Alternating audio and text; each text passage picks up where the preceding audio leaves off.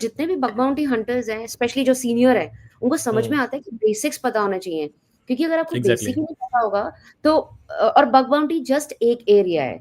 आपको हम्म। हर हर रोज तो आप बग बाउंटी करने बैठोगे नहीं, बिल्कुल। और ऐसा बैंडविड्थ नहीं है कि अब हम बग बाउंटी नहीं करते, करेक्ट? हम नहीं बिल्कुल। बैठते।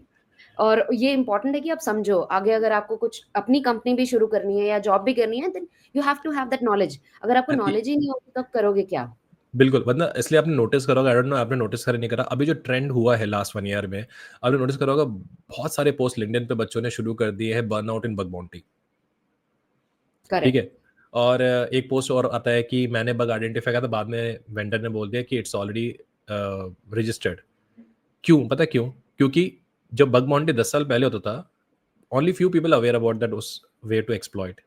आज ऑलरेडी पीओसीज़ अवेलेबल हैं। इनको बोलते हैं स्क्रिप्ट किडीज़। देखिए, हैकिंग में भी ना एक होता है कि आप एक टूल को क्रिएट कर रहे हो और उसका एक किल स्विच रेडी कर रहे हो, ठीक है? वो सर्वाइव करेगा अगर आप अपने आप को एक बग बाउंटी या पेन टेस्टिंग में करे बना दे। अगर आपने यही सोच लिया कि मैं किसी के पेन टेस्टिंग टूल को कॉपी करके मैं उसको पेन टेस्टिंग सीखूंगा, so sorry boss, you can not able to survive, it's a brutal fact. अगर आपने सोचा है कि आपको पेन टेस्टिंग करनी है, आपको बग बाउंटी में जाना है, तो ये आप मान के चलो कि आपको अपने टूल बिल्ड करने पड़ेंगे, आपको अपनी पीओसीज़ बनानी पड़ेगी। आप किसी की पीओसी को कॉपी करके नहीं कर सकते। तो इसलिए लास्ट 1 ईयर में यही हुआ, इतने पीओसीज़ मार्केट में आए, उन्होंने आपने उनको कॉपी करके आप बग बाउंटी क्लेम कर रहे हो, तो ये इट्स अ स्टुपिडिटी।